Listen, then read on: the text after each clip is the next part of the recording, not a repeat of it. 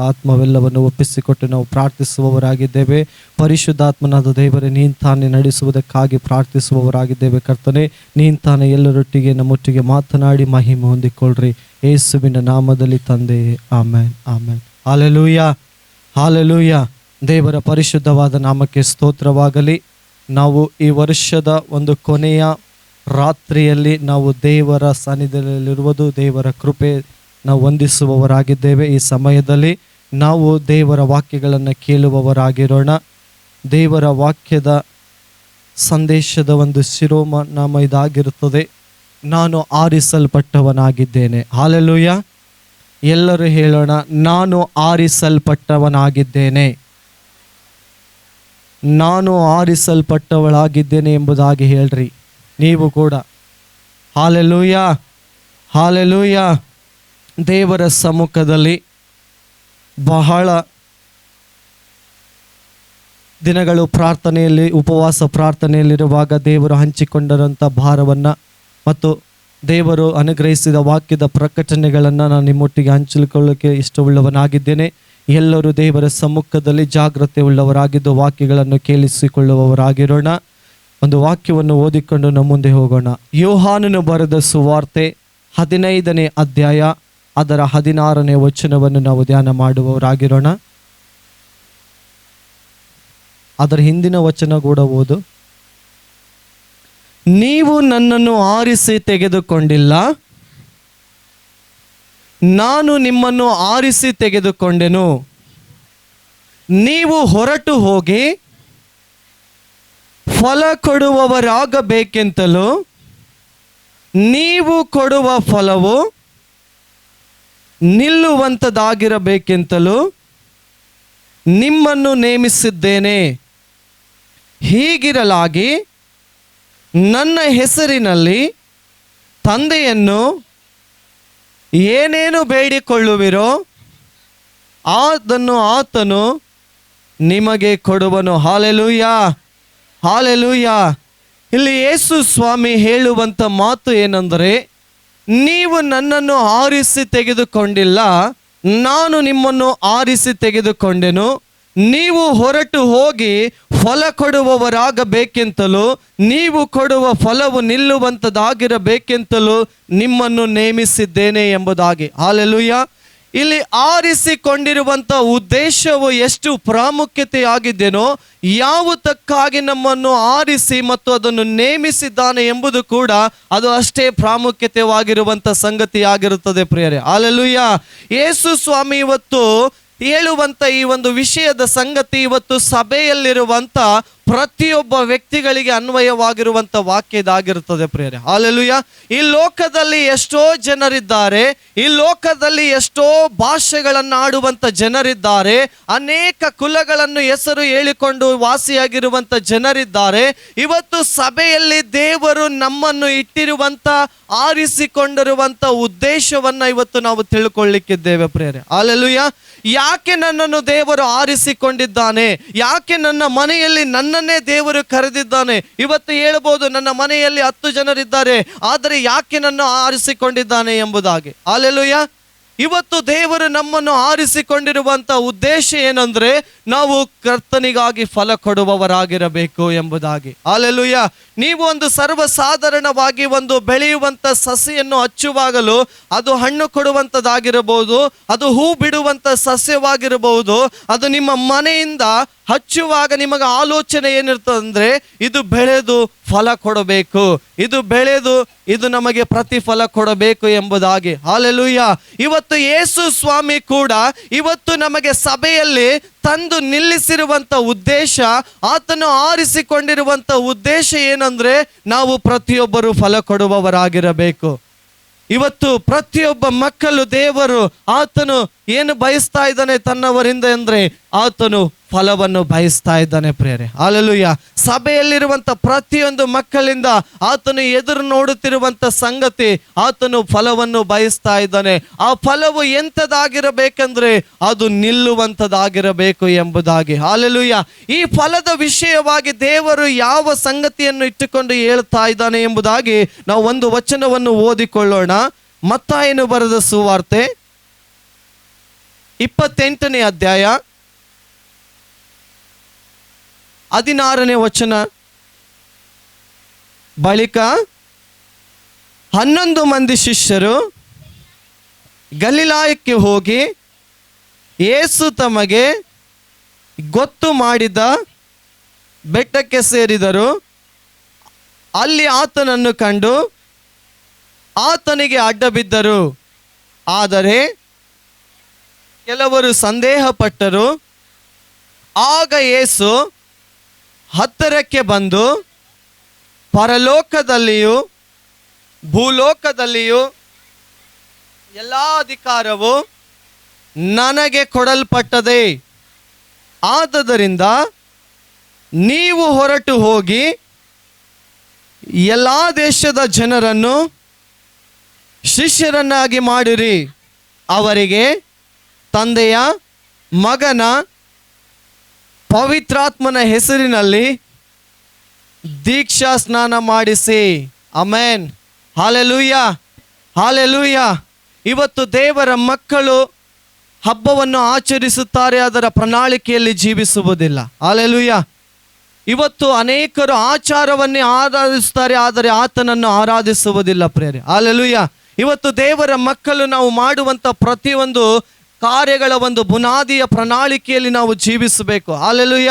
ಯೇಸು ಸ್ವಾಮಿ ಈ ಭೂಮಿಗೆ ಜನಿಸಿ ಬಂದಿರುವಂಥ ಉದ್ದೇಶ, ಆತನು ಜೀವಿಸಿದಂಥ ಉದ್ದೇಶ, ಆತನು ಮರಣವನ್ನು ಅನುಭವಿಸಿದಂಥ ಉದ್ದೇಶವನ್ನು ಮುಗಿಸಿದ ಮೇಲೆ ಆತನು ತನ್ನ ಆರಿಸಿಕೊಂಡಿರುವಂಥ 11 ಶಿಷ್ಯರ ಜನರಿಗೆ ತಾನು ನೇಮಿಸಿದ ಬೆಟ್ಟಕ್ಕೆ ಕರೀತಾನೆ ಪ್ರಿಯರೇ. ಹಾಲೆಲೂಯ. ಇವತ್ತು ಯೇಸು ಸ್ವಾಮಿ ಸುವಾರ್ತೆ ಸಾರುವುದಕ್ಕೆ ಪ್ರಾರಂಭ ಮಾಡಿದಾಗ ಅವನ ಹಿಂದೆ ಬರುತ್ತಿರುವಂಥ ಗುಂಪುಗಳ ಸಂಖ್ಯೆಗೆ ಎಣಿಕೆ ಇರಲಿಲ್ಲ. ಹಾಲೆಲೂಯ. ನೀವು ಸುವಾರ್ತೆ ಪತ್ರಿಕೆಗಳನ್ನು ಓದಿಕೊಂಡು ಯೇಸು ಸ್ವಾಮಿಯ ಸೇವೆ ಮಾಡುವಂಥ ಕಾಲಘಟ್ಟವನ್ನು ನೀವು ಧ್ಯಾನ ಮಾಡುವಾಗ ಯೇಸು ಸ್ವಾಮಿಯ ಹಿಂದೆ ಬರುತ್ತಿರುವಂಥ ಜನರ ಸಂಖ್ಯೆ ಎಣಿಕೆ ಇರುತ್ತಿರಲಿಲ್ಲ. ಹಾಲೆಲೂಯ. ಅಷ್ಟೊಂದು ಜನರು ಯೇಸುವನ್ನು ಹಿಂಬಾಲಿಸಿದರು. ಅಷ್ಟು ಜನರು ಯೇಸುವನ್ನ ಸ್ವಸ್ಥವನ್ನು ಪಡಿಸಿಕೊಳ್ಳಲಿಕ್ಕೆ ಬಂದರು. ಅಷ್ಟು ಯೇಸು ಸ್ವಾಮಿಯನ್ನು ನೋಡುವುದಕ್ಕೆ ಬಂದರು. ಇವತ್ತು ಯೇಸು ಸ್ವಾಮಿ ಕರೆತಿರುವಂಥದ್ದು ಕೇವಲ 11 ಜನರಿಗೆ ಪ್ರಿಯರೇ. ಹಾಲೆಲೂಯ. ಯಾಕಂದರೆ ಆತನು ಆರಿಸಿಕೊಂಡಿರುವಂಥ ಅಪೋಸ್ತಲರ ಉದ್ದೇಶವನ್ನ ಯೇಸು ಸ್ವಾಮಿ ಅವರಿಗೆ ಪ್ರಕಟಪಡಿಸ್ತಾ ಇದ್ದಾನೆ.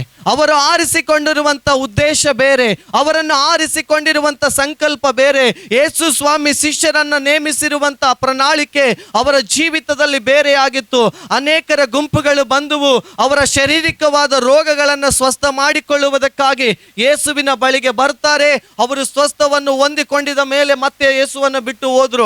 ಅನೇಕ ಜನರು ಮತ್ತೆ ಯೇಸು ಸ್ವಾಮಿಯ ಬಳಿಗೆ ಕೆಲವು ರೊಟ್ಟಿ ಮೀನು ಸಿಗುತ್ತದೆ ಅಂತೇಳಿ ಅವನನ್ನ ಹಿಂಬಾಲಿಸಿದರು. ಅವರು ತಿಂದ ನಂತರ ಮತ್ತೆ ಯೇಸು ಸ್ವಾಮಿಯನ್ನ ಬಿಟ್ಟು ಹೋದ್ರು.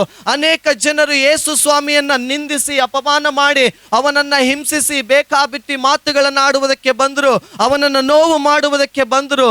ಆದರೆ ಯೇಸು ಸ್ವಾಮಿ ಅವೆಲ್ಲ ವಿಷಯಗಳಿಗೆಲ್ಲ ಅಲಕ್ಷ್ಯ ಮಾಡಿದನು ಪ್ರಿಯರೇ. ಹಾಲೆಲೂಯ. ಆದರೆ ಈ 12 ಮಂದಿಯ ಮೇಲಿರುವಂಥ ಪ್ರಣಾಳಿಕೆ, ಯೇಸು ಸ್ವಾಮಿ ಆರಿಸಿಕೊಂಡಿರುವಂಥ ಅಪೋಸ್ತಲರ ಪ್ರಣಾಳಿಕೆಯನ್ನ ಆತನು ಯಾವಾಗಲೂ ಗಮನದಲ್ಲಿಟ್ಟುಕೊಂಡವನಾಗಿದ್ದನು ಪ್ರಿಯರೇ. ಹಾಲೆಲೂಯ.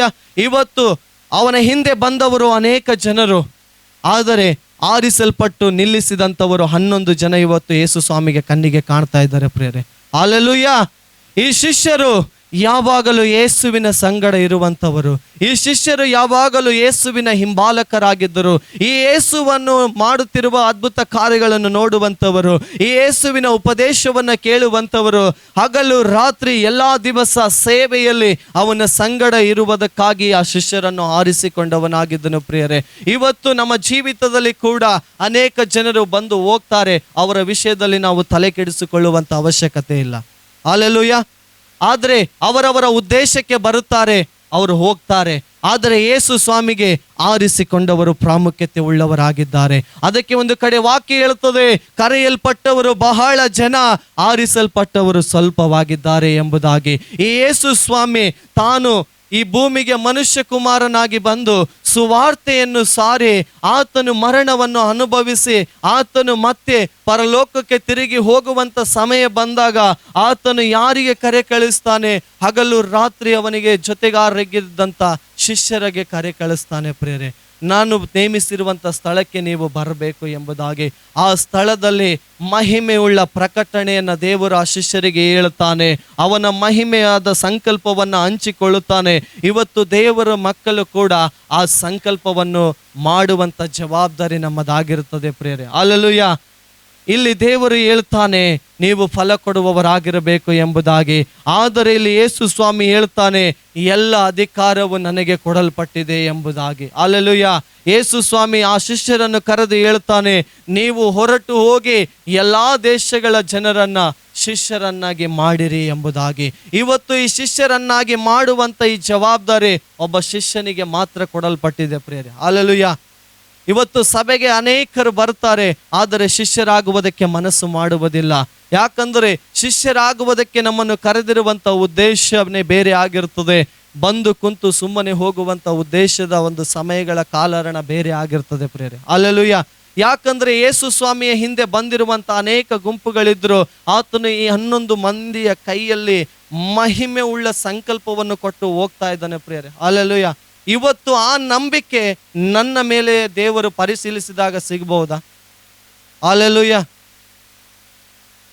ಇವತ್ತು ದೇವರ ಮಕ್ಕಳು ಸಭೆಯಲ್ಲಿ ದೇವರ ಪ್ರಣಾಳಿಕೆಯನ್ನು ಅರ್ಥ ಮಾಡಿಕೊಂಡವರಾಗಿರಬೇಕು, ದೇವರ ಚಿತ್ತವನ್ನು ಅರಿತವರಾಗಿರಬೇಕು. ಇವತ್ತು ನಮ್ಮ ಮಕ್ಕಳಿಂದ ನಾವು ಅವರನ್ನು ವಿದ್ಯಾಭ್ಯಾಸ ಕೊಡಿಸಿ ಅವರು ದೊಡ್ಡವರಾದ ಮೇಲೆ ಒಂದು ತಂದೆಯವರಿಂದ ಸಂಪಾದನೆಯನ್ನು ಹೇಗೆ ಎದುರು ನೋಡುತ್ತಾನೋ, ಇವತ್ತು ದೇವರು ಕೂಡ ಯೇಸು ಸ್ವಾಮಿ ನಮ್ಮ ಮೂಲಕ ಆತ್ಮ ಸಂಪಾದನೆಯನ್ನು ಎದುರು ನೋಡ್ತಾ ಇದ್ದಾನೆ ಪ್ರಿಯರೇ. ಹಲ್ಲೆಲೂಯಾ. ಇವತ್ತು ಆ ಶಿಷ್ಯರಿಗೆ ಕೊಟ್ಟಿರುವಂಥ ಜವಾಬ್ದಾರಿ ಅದು ಶಿಷ್ಯರಿಗೆ ಮಾತ್ರವಲ್ಲ, ಇವತ್ತು ದೇವರ ಮಕ್ಕಳಾಗಿರುವ ಪ್ರತಿಯೊಬ್ಬರಿಗೂ ಅದು ನಮ್ಮ ಮೇಲೆ ಕೂಡ ಅದು ಹೊಣೆಗಾರಿಕೆ ಇರುವಂಥದ್ದಾಗಿದೆ ಪ್ರಿಯರೇ. ಹಲ್ಲೆಲೂಯಾ. ಇವತ್ತು ನಾವು ಆರಿಸಲ್ಪಟ್ಟಂಥ ಉದ್ದೇಶ ನಮ್ಮ ಜೀವಿತವನ್ನು ನಾವು ನಡೆಸಿಕೊಳ್ಳುವುದಕ್ಕಾಗಿ ಅಲ್ಲ, ನಮ್ಮ ಮನಸ್ಸಿಗೆ ಬಂದ ಹಾಗೆ ನಾವು ಜೀವಿಸುವುದಕ್ಕಾಗಿ ಅಲ್ಲ, ನನ್ನ ಆಲೋಚನೆಗಳ ಪ್ರಕಾರ ನಾನು ಜೀವಿಸುತ್ತೇನೆ ಅಂತೇಳಿ ಜೀವಿಸುವುದಕ್ಕಾಗಿ ಕರೆದಿಲ್ಲ. ಯಾಕಂದರೆ ಈ ಶಿಷ್ಯರು ಕೂಡ ಕರೆಯುವುದಕ್ಕಿಂತ ಮುಂಚೆ ಅವರ ಕೆಲಸ ಅವರು ಮಾಡ್ತಾ ಇದ್ದರು, ಅವರಿಗೆ ಬೇಕಾದ ವಿಷಯಗಳಲ್ಲಿ ಅವರು ತೊಡಗಿದವರಾಗಿದ್ದರು. ಆದರೆ ಅದರಿಂದ ಪ್ರತ್ಯೇಕಿಸಿ ಅದರಿಂದ ಎಲ್ಲದರಿಂದ ಬೇರ್ಪಡಿಸಿ ಕರೆದಿರುವಂಥ ಉದ್ದೇಶ ಈ ಸುವಾರ್ತೆಯನ್ನು ಸಾರುವುದಕ್ಕಾಗಿ ಪ್ರಿಯರೇ. ಹಲ್ಲೆಲೂಯಾ. ಈ ಸುವಾರ್ತೆಯನ್ನು ಸಾರುವುದಕ್ಕಾಗಿಯೇ ಯೇಸು ಸ್ವಾಮಿಯ ಶಿಷ್ಯರನ್ನು ಏನ್ ಮಾಡ್ತಾನೆ, ಪ್ರತಿದಿನ ಕಟ್ಟುತ್ತಾ ಹೋದನು, ಪ್ರತಿ ವಿಷಯಗಳಲ್ಲಿ ಕಟ್ಟುತ್ತಾ ಹೋದನು. ಇವರು ಆ ವಿಷಯಗಳಲ್ಲಿ ಕಟ್ಟಿಕೊಳ್ಳಲಿಕ್ಕೆ ಒಂದೇ ಒಂದು ಬಲವಾದ ಕಾರಣ, ಇವರು ಯಾವಾಗಲೂ ಯೇಸುವಿನ ಜೊತೆಯಲ್ಲಿದ್ದರು ಪ್ರಿಯರೇ. ಹಲ್ಲೆಲೂಯಾ. ಅವರು ಯೇಸುವಿನ ಸಂಗಡಲೇ ಇದ್ದರು, ಯೇಸುವಿನ ಹತ್ತಿರವೇ ಇರುತ್ತಿದ್ದರು. ಇವತ್ತು ನಮ್ಮ ಜೀವಿತಗಳು ಈ ಸುವಾರ್ತೆಯನ್ನು ಸಾರುವುದಕ್ಕಾಗಿ ದೇವರು ಬಲವಾಗಿ ಕಟ್ಟಲ್ಪಡಬೇಕಂದ್ರೆ, ನಾನು ಕೂಡ ಸುವಾರ್ತೆಯನ್ನು ಸಾರಬೇಕೆಂಬ ಆಕಾಂಕ್ಷೆ ನಮ್ಮಲ್ಲಿ ಇರಬೇಕಾದ್ರೆ ನಾನು ಯೇಸುವಿನ ಹತ್ತಿರ ಸಮಯ ಕಳಿಬೇಕು. ಹಲ್ಲೆಲೂಯಾ. ನಾನು ಯೇಸುವಿನ ಜೊತೆಯಲ್ಲಿ ಇರಬೇಕು. ಯೇಸುವಿನ ಕಾರ್ಯಗಳನ್ನು ಮಾಡಬೇಕಾದ್ರೆ ನಾನು ಯೇಸುವಿನಿಂದ ಕಟ್ಟಲ್ಪಡಬೇಕು. ಪ್ರೀತಿಯ ದೇವರ ಮಗುವೆ, ಇವತ್ತು ದೇವರು ಕೂಡ ಈ ವಿಷಯವನ್ನ ನಮ್ಮಿಂದ ಎದುರು ನೋಡುವವನಾಗಿದ್ದಾನೆ. ಇಂಥ ಫಲವನ್ನ ಯೇಸು ಸ್ವಾಮಿ ನಮ್ಮಿಂದ ಎದುರು ನೋಡುವವನಾಗಿದ್ದಾನೆ ಪ್ರಿಯರೇ. ಹಲ್ಲೆಲೂಯಾ. ಇವತ್ತು ನಮ್ಮ ಜೀವಿತಗಳನ್ನು ನಾವು ಪರಿಶೀಲನೆ ಮಾಡಿಕೊಳ್ಳುವಾಗ ನಾವು ಅವಿದ್ಯರಂತೇಳಿ ಅನ್ಕೊಳ್ಬಹುದು, ನಾವು ಬಲಹೀನರಂತೇಳಿ ಅನ್ಕೊಳ್ಬಹುದು. ಕೆಲವು ಶಿಷ್ಯರ ಮಂಡಳಿಗಳ ಒಂದು ಪ್ರತ್ಯೇಕತೆ, ಅವರ ಸಾಕ್ಷಿ ಜೀವಿತ ನೋಡಿದ್ರೆ ಅವರಲ್ಲಿ ಯಾವ ಪಾಂಡಿತ್ಯ ಇಲ್ಲ ಪ್ರಿಯರೇ. ಹಲ್ಲೆಲೂಯಾ. ಯಾಕಂದ್ರೆ ದೇವರು ಮಾಡುವಾತನಾಗಿದ್ದಾನೆ.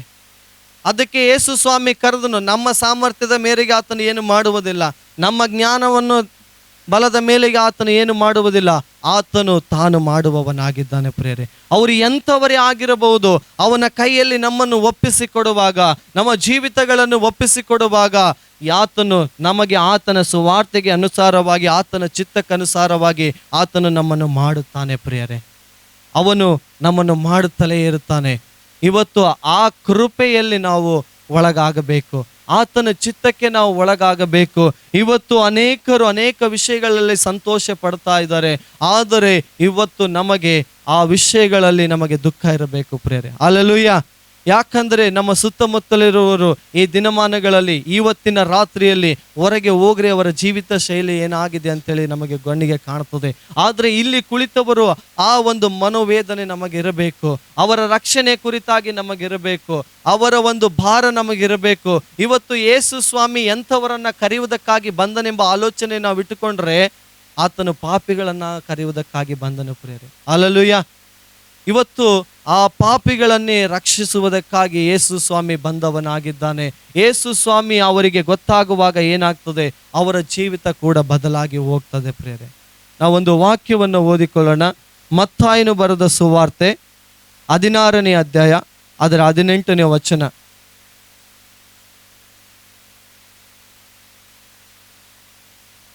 ಮತ್ತು ನಾನು ನಿನಗೆ ಒಂದು ಮಾತನ್ನು ಹೇಳುತ್ತೇನೆ, ಅದೇನೆಂದರೆ ನೀನು ಪೇತ್ರನು, ಈ ಬಂಡೆಯ ಮೇಲೆ ನನ್ನ ಸಭೆಯನ್ನು ಕಟ್ಟುವೆನು, ಪಾತಾಳ ಲೋಕದ ಬಲವು ಅದನ್ನು ಸೋಲಿಸಲಾರದು ಎಂಬುದಾಗಿ. Hallelujah, hallelujah. ಪೇತ್ರನಿಗೆ ಯೇಸು ಸ್ವಾಮಿ ಒಂದು ಪ್ರಕಟಣೆಯನ್ನು ಬಯಲುಪಡಿಸ್ತಾ ಇದ್ದಾನೆ, ರಹಸ್ಯವನ್ನು ಬಯಲುಪಡಿಸ್ತಾ ಇದ್ದಾನೆ. ಪೇತ್ರ, ನೀನು ಬಂಡೆ, ನಿನ್ನ ಮೇಲೆ ನನ್ನ ಸಭೆಯನ್ನು ಕಟ್ಟುತ್ತೇನೆ ಎಂಬುದಾಗಿ. ಹಾಲೆಲೂಯಾ. ಇವತ್ತು ಸಭೆ ಕಟ್ಟುವುದಕ್ಕೆ ಆತನ ಕಟ್ಟುವಿಕೆ ಯಾರ ಉದ್ದೇಶ ಚಿತ್ತಪ್ರಿಯರೇ? ಅದು ಯೇಸುವಿನದಾಗಿದೆ. ಆದರೆ ಈ ಪೇತ್ರನು ಆ ಯೇಸುವಿಗೆ ಬೇಕು. ಹಾಲೆಲೂಯಾ. ಇವತ್ತೆಲ್ಲರೂ ಹೇಳ್ರಿ, ನಾನು ಯೇಸುವಿಗೆ ಬೇಕು, ನಾನು ಯೇಸುವಿಗೆ ಬೇಕು. ಈ ಯೇಸು ಸ್ವಾಮಿ ಸಭೆ ಕಟ್ಟುವುದು ಎಷ್ಟು ಪ್ರಾಮುಖ್ಯತೆ ಆಗಿದೆಯೋ, ಈ ಪೇತ್ರನ ಜೀವಿತ ಅವನಿಗೆ ಅಷ್ಟೇ ಪ್ರಾಮುಖ್ಯತೆ ಆಗಿದೆ ಪ್ರಿಯರೇ. ಹಾಲೆಲೂಯಾ. ಇವತ್ತು ದೇವರು ಕಾರ್ಯ ಮಾಡಬೇಕಂದ್ರೆ ಇವತ್ತು ಸಭೆಯನ್ನು ಉಪಯೋಗಿಸಿಕೊಳ್ಳುತ್ತಾನೆ. ಹಾಲೆಲೂಯಾ. ದೇವರು ತನ್ನ ಚಿತ್ತವನ್ನು, ತನ್ನ ಪ್ರಣಾಳಿಕೆಯನ್ನು ಮಾಡುವಂತ ಒಂದು ಪ್ಲಾನೆಟ್ ಏನಂದ್ರೆ ಅದು ಸಭೆ ಪ್ರಿಯರೇ. ಹಾಲೆಲೂಯಾ. ಇವತ್ತು ದೇವರು ಈ ಭೂಮಿಯಲ್ಲಿ ಏನಾದರೂ ಮಾಡಬೇಕಂದ್ರೆ ಈ ಸಭೆ ಬೇಕು ಪ್ರಿಯರೇ. ಹಾಲೆಲೂಯಾ. ಈ ಸಭೆಗಾಗಿ ಯೇಸು ಸ್ವಾಮಿ ಜನನ ಮಾಡಿದ್ದಾನೆ. ಈ ಸಭೆಗಾಗಿ ಯೇಸು ಸ್ವಾಮಿ ಮರಣವನ್ನು ಅನುಭವಿಸಿದ್ದಾನೆ. ಈ ಸಭೆಗಾಗಿಯೇ ಪುನರುತ್ಥಾನವನ್ನು ಕೂಡ ಹೊಂದಿದವನಾಗಿದ್ದಾನೆ ಪ್ರಿಯರೇ. ಅದಕ್ಕಾಗಿ ಈ ಶಿಷ್ಯನಿಗೆ ಹೇಳ್ತಾ ಇದ್ದಾನೆ, ಪೇತ್ರ, ನಿನ್ನ ಮೇಲೆ ನನ್ನ ಸಭೆಯನ್ನು ಕಟ್ಟುತ್ತೇನೆ ಎಂಬುದಾಗಿ. ಇವತ್ತು ಸಭೆ ಕಟ್ಟುವಂಥದ್ದು ದೇವರ ಉದ್ದೇಶ, ಅದು ದೇವರ ಚಿತ್ತ, ಅದು ಯೇಸು ಮಾಡುವವನಾಗಿದ್ದಾನೆ. ಆದರೆ ಆ ಕಾರ್ಯಕ್ಕೆ ಇವತ್ತು ದೇವರ ಮಗನು, ದೇವರ ಮಗಳು ಆಗಿರುವಂಥ ನಾವುಗಳು ಆತನಿಗೆ ಒಪ್ಪಿಸಿಕೊಡಬೇಕು ಪ್ರಿಯರೇ. ಹಲ್ಲೆಲೂಯಾ. ಈ ಸಭೆಯನ್ನು ಕಟ್ಟುವುದಕ್ಕೆ ನಿಂತಾಗ, ಈ ಸುವಾರ್ತೆಯನ್ನು ಸಾರುವುದಕ್ಕೆ ನಿಂತಾಗ, ಪ್ರೀತಿಯ ದೇವರ ಮಕ್ಕಳೇ, ನಾನು ಹೇಳ್ತೀನಿ, ಯಾವ ಪಾತಾಳದ ಬಲವು ಕೂಡ ಅದನ್ನು ಸೋಲಿಸಲಿಕ್ಕೆ ಆಗಲ್ಲ. ಹಲ್ಲೆಲೂಯಾ. ಯಾಕಂದ್ರೆ ಯೇಸು ಸ್ವಾಮಿ ಆ ಪಾತಾಳದ ಬಲವನ್ನ ಜಯಿಸಿದವನಾಗಿದ್ದಾನೆ, ಆ ಸೈತಾನನನ್ನ ಜಯಿಸಿದವನಾಗಿದ್ದಾನೆ. ಈ ಭೂಮಿಯ ಮರಣದ ವಿಷಯದ ಕೊಂಡಿಯನ್ನ ಯೇಸು ಮುರಿದವನಾಗಿದ್ದಾನೆ ಪ್ರಿಯರೇ. ಹಲ್ಲೆಲೂಯಾ. ಇವತ್ತು ಯೇಸು ಸ್ವಾಮಿ ನನಗೆ ನಿನಗೆ ಎಂಥ ಕಾರ್ಯಕ್ಕಾಗಿ ಕರೆದಿದ್ದಾನಂದ್ರೆ ಜಯವುಳ್ಳ ಕಾರ್ಯಕ್ಕಾಗಿ ಕರೆದಿದ್ದಾನೆ ಪ್ರಿಯರೇ. ಅದನ್ನು ನಿನ್ನನ್ನು ಸೋಲಿಸಲಿಕ್ಕಾಗುವುದಿಲ್ಲ ಅಂತೇಳಿ ಯೇಸು ಸ್ವಾಮಿ ಹೇಳ್ತಾನೆ. ಅದನ್ನು ಸೋಲಿಸಲಿಕ್ಕೆ ಆಗದು, ಅದು ನೀನು ಜಯಿಸ್ತೀಯ ಎಂಬುದಾಗಿ. ಹಲ್ಲೆಲೂಯಾ. ಇವತ್ತು ದೇವರು ನಿಮ್ಮನ್ನು ಉಪಯೋಗಿಸಿಕೊಳ್ಳುವಾಗ, ದೇವರು ನಿಮ್ಮನ್ನು ನಡೆಸುವಾಗ ಯಾವುದೇ ವಿರೋಧಗಳು ಬಂದರೂ ಅದು ಯಾವುದು ಕೂಡ ನಿಮ್ಮನ್ನು ಸೋಲಿಸಲಿಕ್ಕೆ ಆಗಲ್ಲ ಪ್ರಿಯರೇ. ಹಲ್ಲೆಲೂಯಾ. ಅದು ಯಾವುದು ಕೂಡ ಸುವಾರ್ತೆಯನ್ನು ನಿಲ್ಲಿಸಲಿಕ್ಕೆ ಸಾಧ್ಯವಿಲ್ಲ. ಅದು ದೇವರ ಚಿತ್ತವನ್ನು ನಿಲ್ಲಿಸಲಿಕ್ಕೆ ಸಾಧ್ಯವಿಲ್ಲ. ದೇವರು ಆರಿಸಿಕೊಂಡವರಂಥ ಜೀವಿತದಲ್ಲಿ, ದೇವರು ನೇಮಿಸಿರುವಂಥವರ ಜೀವಿತದಲ್ಲಿ ಯಾವುದು ಕೂಡ ದೇವರ ಚಿತ್ತವನ್ನು ಅಡ್ಡಿಪಡಿಸಲಿಕ್ಕೆ ಸಾಧ್ಯವಿಲ್ಲ ಪ್ರಿಯರೇ. ಹಲ್ಲೆಲೂಯಾ. ಮೋಶೆಯನ್ನು ಆರಿಸಿಕೊಳ್ಳುತ್ತಾನೆ ದೇವರು. ಆರಿಸಿಕೊಂಡಾಗ ಅವನಿಗೆ ಮರಣವನ್ನು ಕೊಡುವುದಕ್ಕಾಗಿ ರಾಜನು ನಿಯಮ ಜಾರಿಗೆ ತರುತ್ತಾನೆ ಪ್ರಿಯರೇ. ಹಲ್ಲೆಲೂಯಾ. ಆದರೆ ಆ ಮೋಶೆಯನ್ನ ದೇವರು ಸುರಕ್ಷತೆಯನ್ನು ಕೊಟ್ಟು ಅವನಿಗೇನು ಮಾಡ್ತಾನೆ, ಅವನಿಗೆ ಬೆಳವಣಿಗೆ ಮಾಡ್ತಾ ಇರ್ತಾನೆ ಪ್ರಿಯರೇ. ಯಾಕಂದರೆ ಅವನ ಮೂಲಕ ಇಸ್ರಾಯೇಲರಿಗೆ ವಿಮೋಚನೆ ಆಗಬೇಕು ಎಂಬುದಾಗಿ. ಆದರೆ ವಾಕ್ಯ ಹೇಳುತ್ತದೆ, ನಾನು ನಿಮ್ಮನ್ನು ಆರಿಸಿಕೊಂಡಿದ್ದೇನೆ ಎಂಬುದಾಗಿ. ನೀವೊಂದು ವಾಕ್ಯದಲ್ಲಿ, ನೀವು ಎಲ್ಲ ವಾಕ್ಯಗಳಲ್ಲಿ ನೋಡ್ರಿ, ದೇವರು ಯಾರನ್ನೆಲ್ಲ ಆರಿಸಿಕೊಂಡಿದ್ದನೋ ಸೈತಾನನು ಅವರನ್ನ ಕೊಲ್ಲುವುದಕ್ಕಾಗಿ ಪ್ರಯಾಸ ಪಟ್ಟನು. ಹಲ್ಲೆಲೂಯಾ. ಸ್ವತಃ ಯೇಸುವನ್ನೇ ಕೊಲ್ಲುವುದಕ್ಕಾಗಿ ಪ್ರಯಾಸ ಪಟ್ಟನು. ಹಲ್ಲೆಲೂಯಾ. ಯೇಸು ಸ್ವಾಮಿ ಯಾವಾಗ ಈ ಭೂಮಿಗೆ ಜನಿಸಿ ಬಂದನೋ ಸೈತಾನನು ಕೊಲ್ಲುವುದಕ್ಕಾಗಿ ಯೇಸು ಸ್ವಾಮಿಯನ್ನು ಕೂಡ ಪ್ರಯತ್ನ ಮಾಡಿದನು. ಆದರೆ ದೇವರು ಆ ಕಾರ್ಯಕ್ಕೆ ಅಡ್ಡಿಪಡಿಸಿದನು ಪ್ರಿಯರೇ. ಹಲ್ಲೆಲೂಯಾ. ಅದು ನೆರವೇರಕ್ಕೆ ಬಿಡಲಿಲ್ಲ. ಇವತ್ತು ದೇವರು ನನ್ನನ್ನು ನಿನ್ನನ್ನು ಆರಿಸಿಕೊಂಡಿರುವಂಥ ಉದ್ದೇಶವನ್ನು ನೆರವೇರುವ ತನಕ ಯಾವುದು ಕೂಡ ನಮ್ಮನ್ನು ಅಡ್ಡಿಪಡಿಸಲಿಕ್ಕೆ ಆಗುವುದಿಲ್ಲ. ನಮ್ಮ ಜೀವಿತದಲ್ಲಿ ನೆರವೇರುವಂಥದ್ದು ಅದು ದೇವರ ಚಿತ್ತವೇ ಮಾತ್ರವಾಗಿರುತ್ತದೆ, ದೇವರ ಪ್ರಣಾಳಿಕೆ ಮಾತ್ರವಾಗಿರುತ್ತದೆ. ನಾವು ಫಲ ಕೊಡುವುದಕ್ಕಾಗಿ ದೇವರು ನಮ್ಮನ್ನು ಕರೆದಿದ್ದಾನೆ. ಆ ಫಲ ಕೊಡುವವರಾಗಿ ನಾವು ಜೀವಿಸಬೇಕು. ಆ ಫಲವು ನಿಲ್ಲುವಂಥದ್ದಾಗಿರಬೇಕು. ಅದಕ್ಕಾಗಿ ನಮ್ಮ ಜೀವಿತಗಳನ್ನು ಪೇತ್ರನು ಒಪ್ಪಿಸಿಕೊಟ್ಟ ಹಾಗೆ ನಮ್ಮ ಜೀವಿತಗಳನ್ನು ಕೂಡ ಒಪ್ಪಿಸಿಕೊಡಬೇಕು ಪ್ರಿಯರೇ. ಹಲ್ಲೆಲೂಯಾ. ಈ ಪೇತ್ರನು ಕೂಡ ಅನೇಕ ಸಾರಿ ಯೇಸುವನ್ನ ಸಂದೇಹ ಪಡುವಂತ ವ್ಯಕ್ತಿ ಆಗಿದ್ನು. ಯೇಸು ಹೇಳಿದ ಕಾರ್ಯಗಳನ್ನ ಸರಿಯಾಗಿ ಕ್ರಮವಾಗಿ ಮಾಡದೇ ಇರುವಂತ ವ್ಯಕ್ತಿ ಆಗಿದ್ದನು. ಯೇಸುವಿಗೆ ಮಾತು ಕೊಟ್ಟು ಅನೇಕ ಸಾರಿ ತಪ್ಪುವಂತ ವ್ಯಕ್ತಿ ಆಗಿದ್ದನು. ಆದ್ರೆ ದೇವರು ಅವನನ್ನ ಬಿಡ್ಲಿಲ್ಲ ಪ್ರಿಯರೇ. ಇವತ್ತು ನಾನು ಏನಾಗಿದ್ದೇನಂತೇಳಿ ದೇವರು ನನ್ನನ್ನು ಕರೆದಿಲ್ಲ, ಆದರೆ ದೇವರು ಆತನು ಏನು ಮಾಡಬೇಕೆಂದಿದ್ದಾನೋ ಅದಕ್ಕಾಗಿ ನಮ್ಮನ್ನು ಕರೆದಿದ್ದಾನೆ ಪ್ರಿಯರೇ. ಹಲ್ಲೆಲೂಯಾ. ಅದನ್ನು ಮಾಡುವ ತನಕ ದೇವರು ಇವತ್ತು ಯಾರಿಗೂ ಹಿಂತಿರುಗುವುದಕ್ಕೆ ಬಿಡುವುದಿಲ್ಲ ಪ್ರಿಯರೇ. ಆದರೆ ನಮ್ಮ ಜೀವಿತಗಳನ್ನ ದೇವರಿಗೆ ಒಪ್ಪಿಸಿಕೊಡುವವರಾಗಿರಬೇಕು. ಈ ಸುವಾರ್ತೆಯನ್ನು ಸಾರುವುದನ್ನು ನಾನು ಕೂಡ ಮೊದಲನೇದಾಗಿ ಬಹಳ ಕಷ್ಟಕರ, ಬಹಳ ಒಂದು ದೊಡ್ಡ ಸಂಗತಿ ಅಂತೇಳಿ ನನಗೆ ಬಹಳ ಒಂದು ಕಠಿಣ ಅನಿಸ್ತು ಪ್ರಿಯರೇ. ಹಲ್ಲೆಲೂಯಾ. ಯಾವಾಗ ಇದನ್ನ ವಾಕ್ಯದ ಮೂಲಕ, ಸೇವಕರ ಮೂಲಕ ಇದನ್ನು ನಾನು ತಿಳ್ಕೊಳ್ಳುತ್ತೆ ಹೋಗುವಾಗ ಇದೇ ದೇವರ ಸಂಕಲ್ಪ ಎಂಬುದಾಗಿ ನನಗೆ ಗೊತ್ತಾಯಿತು. ಹಲ್ಲೆಲೂಯಾ. ಇವತ್ತು ಯೇಸು ಸ್ವಾಮಿ ನಮ್ಮ ಜೀವಿತದಲ್ಲಿ ಇಟ್ಟಿರುವಂತ ಪ್ರತಿಯೊಂದು ಚಿತ್ತ ಏನಂದ್ರೆ ನಾವು ಯೇಸು ಸ್ವಾಮಿಗೆ ಫಲ ಕೊಡುವವರಾಗಿರಬೇಕು. ಹಲ್ಲೆಲೂಯಾ. ನಾವು ನೋಡ್ತೇವೆ, ಅರಾಮ್ಯರ ಅರಸನ ಸೇನಾಪತಿಯಾಗಿರುವಂತ ನಾಮಾನನು ಕುಷ್ಠರೋಗಿಯಾಗಿ ಬಿದ್ದಾಗ ಆ ನಾಮಾನನ ಮನೆಯಲ್ಲಿ ಒಂದು ಇಸ್ರಾಯೇಲರ ಹುಡುಗಿ ದಾಸತ್ವದಲ್ಲಿ ಹಿಡಿದುಕೊಂಡು ಹೋಗ್ತಾರೆ ಪ್ರಿಯರೇ. ಹಲ್ಲೆಲೂಯಾ. ಅಲ್ಲಿ ಆ ಯಜಮಾನನಿಗೆ ಆ ಹುಡುಗಿ ಏನ್ ಮಾಡ್ತಾಳೆ, ಈ ನಾಮಾನನು ಆ ಸಮಯದಲ್ಲಿ ಬಹಳ ಕುಷ್ಠರೋಗದಿಂದ ಬಿದ್ದಿರ್ತಾನೆ. ಇಷ್ಟು ಸೇನಾಪತಿ ಆಗಿದ್ರು, ಅವನಲ್ಲಿ ಹಣ ಇದ್ರು, ಅನೇಕ ಸ್ಥಾನಮಾನಗಳಿದ್ರು, ಅವನು ಯಾವುದರಿಂದ ಕೂಡ ರೋಗ ಅವನಿಗೆ ಸೌಖ್ಯವಾಗಲಿಲ್ಲ. ಆದ್ರೆ ಅದನ್ನು ನೋಡಿ ಯಾವಾಗಲೂ ನೋಡುತ್ತಿರುವಂತ ಈ ದಾಸಿಯಾಗಿರುವಂತ ಈ ಹುಡುಗಿ ಅವನ ಹೆಂಡತಿಯ ದಾಸಿಯಾಗಿ ಇಟ್ಕೊಂಡಿರುವಾಗ, ಕೆಲಸ ಮಾಡುತ್ತಿರುವಾಗ ಈ ಒಂದು ಹುಡುಗಿ ಯಾವಾಗಲೂ ನಾಮನನ್ನು ನೋಡ್ತಾ ಇದ್ಲು. ಒಂದು ದಿವಸ ಆ ಕೆಲಸದ ಯಜಮಾನನಿಗೆ ಬಂದು ಹೇಳ್ತಾಳೆ, ಯಜಮಾನ, ನಮ್ಮ ದಣಿ ಬಹಳ ಕಷ್ಟಕರದಲ್ಲಿ ಕಾಣ್ತಾ ಇದ್ದಾನೆ, ಅವನ ಕುಷ್ಠರೋಗಿ ವಾಸಿ ಆಗ್ತಾ ಇಲ್ಲ ಅಂತ ಹೇಳಕ್ಕೆ ಹೇಳ್ತಿರುವಾಗ, ಈ ನಾಮಾನನು ನಮ್ಮ ಪ್ರವಾದಿ ಹತ್ತಿರ ಇರ್ತಿದ್ರೆ ಇಷ್ಟು ದಿನಗಳ ತನಕ ಇವನು ಕುಷ್ಠರೋಗದಲ್ಲಿ ಬೀಳ್ತಿರ್ಲಿಲ್ಲ ಎಂಬುದಾಗಿ. ಹಲ್ಲೆಲೂಯಾ. ಇವನಿಗೆ ಕುಷ್ಠ ವಾಸಿ ಆಗುತ್ತಾ ಇರುವುದು ಎಂಬುದಾಗಿ. ಇವತ್ತು ನಾವು ಹೇಳುವಂತ ಸುವಾರ್ತೆ ಅದು ಯಾವ ರೀತಿಯಾಗಿದ್ದರೂ ಕೂಡ ದೇವರು ಆ ಕಾರ್ಯವನ್ನು ಸಾಧಿಸ್ತಾನೆ ಪ್ರಿಯರೇ. ಆ ಸುವಾರ್ತೆನೆ ಹೇಳುವುದಕ್ಕಾಗಿ ನಮಗೆ ಮನಸ್ಸಿರಬೇಕು. ಆ ಸುವಾರ್ತೆನೆ ಹೇಳುವುದಕ್ಕಾಗಿ ನಮಗೆ ಧೈರ್ಯ ಕೊಡ್ತಾನೆ ಪವಿತ್ರಾತ್ಮನು. ಆ ಸುವಾರ್ತೆ ಎಲ್ಲೇ ಇದ್ರು, ಯಾರೇ ಇದ್ರು, ನೀವು ಹೇಳುವಂತೆ ದೇವರು ಉಪಯೋಗಿಸಿಕೊಳ್ತಾನೆ ಪ್ರಿಯರೇ. ಈ ಸೇನಾಪತಿ ಆಗಿರುವಂತ ಮನೆಯಲ್ಲಿ ಆ ಯಜಮಾನನಿಗೂ ಕೂಡ ಯಾವುದೇ ವಿಷಯದಲ್ಲಿ ಸಂಕೋಚ ಪಡದೆ, ಆಕೆಯ ಹೃದಯ ವೇದನೆಯಲ್ಲಿ ಹುಡುಗಿ ಏನಂದ್ರೆ ನಾಮಾನನ ಕುಷ್ಠ ರೋಗವನ್ನ ಸಹಿಸಲಿಕ್ಕೆ ಆಗ್ತಾ ಇಲ್ಲ. ಅವಳಿಗೆ ದಾಸಿಯಾಗಿ ಹಿಡಿದುಕೊಂಡು ಹೋಗಿದ್ದಾರೆ, ಮನೆ ಕೆಲಸಕ್ಕೆ ಇಕ್ಕಿದ್ದಾರೆ, ಆಕಿನ ಪಾಡಿಗೆ ಆಕೆ ಕೆಲಸ ಮಾಡ್ತಾ ಇರಬಹುದು. ನನಗೆ ಯಾಕಪ್ಪ ಇವನ ಚಿಂತೆ ಅಂತೇಳಿ ಆಕೆ ತನ್ನ ಕೆಲಸ ತಾನು ಮಾಡಿಕೊಂಡು ಜೀವನ ಮಾಡಬಹುದಾಗಿತ್ತು. ಆದರೆ ಆ ಯಜಮಾನನ ಆ ದಣಿಯ ಒಂದು ಕುಷ್ಠವನ್ನು ನೋಡುವಾಗ ಈ ಹುಡುಗಿಗೆ ಒಳಗೆ ಒಂದು ಸಂಕಟ ಪ್ರಿಯರೇ. ಅದನ್ನು ನೋಡಿ ಯಜಮಾನನಿಗೆ ಒಂದು ದಿವಸ ಮಾತು ಹೇಳ್ತಾಳೆ, ಈ ನಾಮಾನನು ನಮ್ಮ ಊರಲ್ಲಿರುವಂತ ಪ್ರವಾದಿ ಹತ್ತಿರ ಇರುತ್ತಿದ್ರೆ ಈ ಕುಷ್ಠವು ಇಲ್ಲಿಯವರೆಗೂ ಇವನಿಗೆ ಇರುತ್ತಿರಲಿಲ್ಲ ಎಂಬುದಾಗಿ. ಹಲ್ಲೆಲೂಯಾ. ಆ ಹುಡುಗಿಗೆ ಎಷ್ಟು ನಂಬಿಕೆ, ಆ ಪ್ರವಾದಿಯ ಹತ್ತಿರ ಹೋಗುವಾಗ ದೇವರು ನಾಮಾನನಿಗೆ ಸೌಖ್ಯವನ್ನು ಕೊಡ್ತಾನೆ. ಹಲ್ಲೆಲೂಯಾ. ಇವತ್ತು ನಾವು ದೇವರೊಟ್ಟಿಗೆ ಇರುವಾಗ, ದೇವರ ಮಕ್ಕಳಾಗಿ ನಾವು ಇರುವಾಗ ನಮ್ಮ ಬಾಯಿಯಿಂದ ಎಂಥ ಮಾತುಗಳು ಬರಬೇಕಂದ್ರೆ ದೇವರ ಕುರಿತಾಗಿ, ದೇವರ ಸಭೆಯ ಕುರಿತಾಗಿ ನಂಬಿಕೆಯ ಮಾತುಗಳು ಬರಬೇಕು ಪ್ರಿಯರೇ. ವಾಕ್ಯಗಳು ಬರಬೇಕು. ಆ ಮಾತನ್ನು ಕೇಳಿದ ಕೂಡಲೇ ಆ ಯಜಮಾನನಲ್ಲಿಯೂ ಆ ನಾಮಾನನಲ್ಲಿಯೂ ಕೂಡ ಒಂದು ಆ ಆಸೆ ಬರ್ತದೆ ಪ್ರಿಯರೇ. ಹಲ್ಲೆಲೂಯಾ. ಆ ಹುಡುಗಿ ಹೇಳಿರುವಂತ ವಿಚಾರವನ್ನು ಧ್ಯಾನ ಮಾಡ್ತಾರೆ. ಈ ಹುಡುಗಿ ಏನ್ ಹೇಳಿದಾಳೆ, ಆ ಪ್ರವಾದಿ ಹತ್ತಿರ ಹೋದ್ರೆ ಈ ಕುಷ್ಠ ಇರುವುದೇ ಇಲ್ಲ ಎಂಬುದಾಗಿ, ದೇವರು ಸ್ವಸ್ಥಪಡಿಸ್ತಾನೆ ಎಂಬುದಾಗಿ ಆ ವಿಚಾರ ಹೇಳಿದ ಮೇಲೆ ನಾಮಾನನು ಸಿದ್ಧನಾಗ್ತಾನೆ ಪ್ರಿಯರೇ. ಅವನು ಎಲ್ಲಿಗೆ ಹೋಗುವುದಕ್ಕೆ ಸಿದ್ಧನಾಗ್ತಾನಂದ್ರೆ ಎಲೀಷನನ್ನು ಹುಡುಕೊಂಡು ಹೋಗ್ತಾನೆ ಪ್ರಿಯರೇ. ಎಲೀಷನನ್ನು ಹುಡುಕೊಂಡು ಹೋದಾಗ ಅಲ್ಲಿ ದೇವರೇನು ಮಾಡ್ತಾನೆ, ಅಲ್ಲಿ ಸೌಖ್ಯವನ್ನು ಕೊಡ್ತಾನೆ.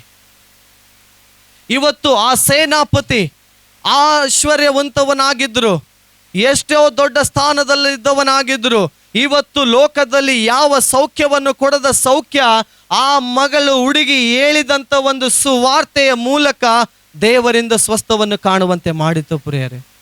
ಹಲ್ಲೆಲೂಯಾ. ಆ ನಾಮಾನನು ಆ ಸೌಖ್ಯ ಹೊಂದಿಕೊಳ್ಳಲಿಕ್ಕೆ, ಆ ಸುವಾರ್ತೆ ಅವನಲ್ಲಿಗೆ ಹೋಗಲಿಕ್ಕೆ ಆ ಹುಡುಗಿ ಮಾಡಿರುವಂತ ಮನಸ್ಸು ಪ್ರಿಯರೇ. ಇವತ್ತು ದೇವರ ಮಕ್ಕಳು ಕೂಡ ನಾವಿರುವಂತ ಸ್ಥಳದಲ್ಲಿ ನಮ್ಮ ಸುತ್ತಲಿರುವಂಥ ಜನರನ್ನ ನೋಡುವಾಗ ಅವ್ರ ಚಿಂತೆ ನಮಗೆ ಯಾಕಂತೇಳಿ ಹೇಳ್ಬೇಡ್ರಿ ಪ್ರಿಯರೇ. ಅವರಿಗೆ ಮೇಲ್ನೋಟಕ್ಕಾಗಿ ಎಷ್ಟು ಅಹಂಕಾರವಾಗಿರ್ಬೋದು, ಸ್ಥಾನಮಾನಗಳಿರ್ಬೋದು, ಆದರೆ ಅವರ ಒಳಗಡೆ ಏನೋ ವೇದನೆ ಇದೆ, ಅವರಿಗೇನೋ ಕಷ್ಟ ಇದೆ, ಒಳಗೆ ತೃಪ್ತಿ ಇಲ್ಲ, ಸಮಾಧಾನ ಇಲ್ಲ. ಆದರೆ ಅದಕ್ಕೆಲ್ಲ ಬಿಡುಗಡೆ ಯೇಸುವಾಗಿದ್ದಾನೆ.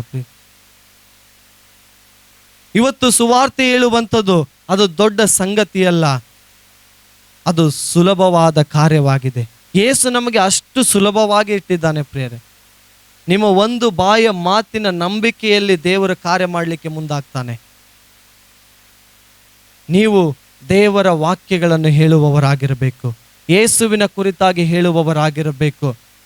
ಯೇಸು ಸ್ವಾಮಿ ಸಮಾರ್ಯದ ಸ್ತ್ರೀಗೆ ಭೇಟಿ ಕೊಟ್ಟಾಗ ಆಕೆಯ ಜೀವಿತ ಎಂಥದಾಗಿರ್ತಂದ್ರೆ ಪಾಪದಿಂದ ತುಂಬಿದಂಥ ಜೀವಿತ.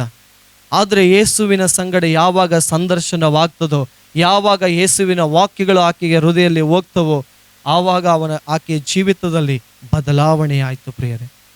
ಹಲ್ಲೆಲೂಯಾ. ಅಲ್ಲಿವರೆಗೂ ಆಕೆಯ ಜೀವಿತ ಬದಲಾವಣೆ ಆಗಲಿಲ್ಲ, ಯಾವ ಮಾರ್ಪಾಡು ಆ ಸ್ತ್ರೀಯಲ್ಲಿ ಬರಲಿಲ್ಲ. ಆ ಬದಲಾವಣೆ ಹೊಂದಿದಂಥ ಸ್ತ್ರೀಯು ನನ್ನ ಜೀವಿತವನ್ನು ನಾನು ಮಾರ್ಪಡಿಸಿಕೊಂಡಿದ್ದೇನೆ ಅಂಥೇಳಿ ತಾನೊಬ್ಬಳೇ ಮನೆಗೆ ಹೋಗಲಿಲ್ಲ ಪ್ರಿಯರೇ. ಆಕೆಗೆ ಏನು ಗೊತ್ತಾಯಿತು, ತನ್ನ ಪಟ್ಟಣದವರನ್ನು ಕೂಡ ಯೇಸುವನ್ನು ಪರಿಚಯಿಸಬೇಕು. ಹಲ್ಲೆಲೂಯಾ.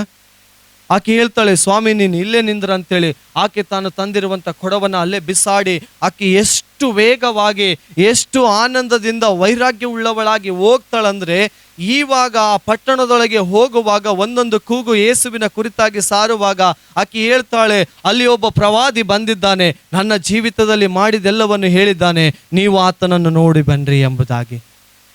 ಆಕೆ ಹೇಳಿದಂತೂ ಒಂದೇ ಸಂಗತಿ, ಆ ಪಟ್ಟಣವನ್ನ ಸುತ್ತಾಡಿ ಬಂದಿರುವಾಗ ಅಲ್ಲಿರುವಂಥ ಜನರೆಲ್ಲರೂ ಯೇಸುವಿನ ಬಳಿಗೆ ಬಂದರು ಪ್ರಿಯರೇ. ಆವಾಗ ಯೇಸುವನ್ನು ಕಣ್ಣಾರೆ ಕಂಡು, ಯೇಸುವಿನ ವಾಕ್ಯಗಳನ್ನು ಕಿವಿಯಾರೆ ಕೇಳಿ ಯೇಸುವಿನ ವಿಷಯದಲ್ಲಿ ನಂಬುವವರಾದರು. ಈ ಸುವಾರ್ತೆ ಸಾರುವುದರ ಮೂಲಕವೇ ಅದು ನಂಬಿಕೆ ಬರುವಂಥದ್ದಾಗಿದೆ ಪ್ರೀತಿಯ ದೇವರ ಮಕ್ಕಳೇ. ಆ ನಂಬಿಕೆ ಅವರಿಗೆ ನಿತ್ಯ ಜೀವವನ್ನು ಕೊಡಲಿಕ್ಕೆ ಸಾಧ್ಯ. ಇವತ್ತು ಪುಟಗಳಲ್ಲಿ ನಾವು ವಾಕ್ಯ ಓದುತ್ತಾನೆ ಇರ್ತೀವಿ, ತಿರುಗಿಸ್ತಾನೆ ಇರ್ತೀವಿ, ಓದ್ತಾನೆ ಇರ್ತೀವಿ, ತಿರುಗಿಸ್ತಾನೆ ಇರ್ತೀವಿ. ಆದರೆ ನಾವು ದೇವರಿಗೆ ಒಪ್ಪಿಸಿಕೊಟ್ಟವರಾಗಿ ಕಾರ್ಯವನ್ನು ಮಾಡುವವರಾಗಿರಬೇಕು. ಅದಕ್ಕೆ ಯೇಸು ಸ್ವಾಮಿ ಹೇಳ್ತಾನೆ, ನೀವು ಹೊರಟು ಹೋಗಬೇಕು, ಹೊರಟು ಹೋಗಬೇಕು, ಹೊರಟು ಹೋಗಬೇಕು. ಯಾರ ಬಳಿಗೆ ಹೋಗಬೇಕು? ಲೋಕದವರ ಬಳಿಗೆ. ನೋಡ್ರಿ, ಪಾಪದಲ್ಲಿ ಇದ್ದಾರೆ, ರೋಗದಲ್ಲಿ ಇದ್ದಾರೆ, ಕಷ್ಟದಲ್ಲಿ ಇದ್ದಾರೆ, ನಮ್ಮ ಹತ್ತಿರದಲ್ಲಿ ಇದ್ದಾರೆ, ನಮ್ಮ ಸಂಬಂಧಿಕರಿದ್ದಾರೆ, ನಮ್ಮ ದೂರದಲ್ಲಿರುವವರಿದ್ದಾರೆ, ನಮ್ಮ ಸುತ್ತಲಲ್ಲಿ ಇದ್ದಾರೆ ಪ್ರಿಯರೇ. ಹಲ್ಲೆಲೂಯಾ. ಈ ನಾಮ ನನಗೆ ಹೇಳಿದ ಹಾಗೆ ನೀವು ಹೇಳ್ರಿ, ನಮ್ಮ ಚರ್ಚಿಗೆ ಬರ್ರಿ, ದೇವ್ರು ನಿಮಗೆ ಸೌಖ್ಯ ಮಾಡ್ತಾನೆ. ಇದಕ್ಕೆ ಯಾವುದೇ ಒಂದು ಬೈಬಲ್ ಸ್ಟಡಿ ಕೋರ್ಸು ಬೇಕಾಗಿಲ್ಲ, ಹೌದಲ್ಲ? ನೀವು ಯಾವುದಾದ್ರೂ ಒಳ್ಳೆ ಹಾಸ್ಪಿಟಲ್ಗೆ ಹೋದಾಗ ನಿಮಗಿರುವಂಥ ರೋಗ ಅಲ್ಲಿ ವಾಸಿಯಾದಾಗ ಹೆಂಗೆ ಹೇಳ್ತೀರಿ? ನೀವು ಯಾವ ಡಾಕ್ಟರ್ನಿಗೆ ಹೋಗಿದ್ದಂತ ಕೇಳಿ, ಅಲ್ಲೆಲ್ಲ ಹೋಗ್ಬೇಡ್ರಿ, ನಾವು ತೋರಿಸ್ಕೊಂಡಿವಿ, ಅಲ್ಲಿ ಒಳ್ಳೆ ರೀತಿಯಾಗಿ ನೋಡ್ತಾರೆ, ಅದ್ರ ಬಗ್ಗೆ ಮಾತ್ರ ಎಕ್ಸ್ಪ್ಲೇನ್ ಚೆನ್ನಾಗಿ ಕೊಡ್ತಾರೆ. ಎಷ್ಟು ಟೈಮಿಂಗ್ ಡಾಕ್ಟರ್ ಬರ್ತಾನೆ, ಎಷ್ಟು ಟೈಮಿಂಗ್ ಡಾಕ್ಟರ್ ನೋಡ್ತಾನೆ, ಎಷ್ಟು ಕನ್ಸಲ್ಟೆನ್ಸಿ ಫೀಸ್ ಇದೆ, ಅವೆಲ್ಲ ಭಾರಿ ಜ್ಞಾಪಕದಲ್ಲಿರ್ತವೆ. ಯಾಕಂದರೆ ಅವ್ರ ಕನೆಕ್ಷನ್ ಅದ್ರ ಸಂಗಡನೆ ಜಾಸ್ತಿ ಇರ್ತದೆ, ಸಭೆ ಸಂಗಡ ಇರಲ್ಲ. ಅದಕ್ಕಾಗಿ ಅವ್ರ ಅಟ್ಯಾಚ್ಮೆಂಟ್ ಜಾಸ್ತಿ ಅಲ್ಲಿಗೆಲ್ಲ, ಅವ್ರದ್ದೆಲ್ಲ ಭಾರಿ ಜ್ಞಾಪಕದಲ್ಲಿರ್ತದೆ. ಆದರೆ ಸಭೆ ಸಮಯ ಎಷ್ಟಕ್ಕೆ ಆರಂಭ ಆಗ್ತದೆ, ಎಷ್ಟಕ್ಕೆ ಮುಗಿತದೆ ಅಂಥೇಳಿ ನಮಗೆ ಸ್ವಲ್ಪ ಗಮನ ಇರಬೇಕು ಪ್ರಿಯ. ಹಲ್ಲೆಲೂಯಾ. ಇವತ್ತು ದೇವರ ಮಕ್ಕಳು ಈ ಒಂದು ದೇವರ ವಿಷಯಕ್ಕಾಗಿ ಒಪ್ಪಿಸಿಕೊಡ್ರಿ ಪ್ರಿಯರೇ. ಹಲ್ಲೆಲೂಯಾ. ಇವತ್ತು ಸೇವಕರ ಭಾರ ಕೂಡ ಅದೇ ಆಗಿದೆ, ನಮ್ಮ ಸಭೆಯವರು ಸೇವೆಯಲ್ಲಿ ಕಾಣುವವರಾಗಿರಬೇಕು ಎಂಬುದಾಗಿ.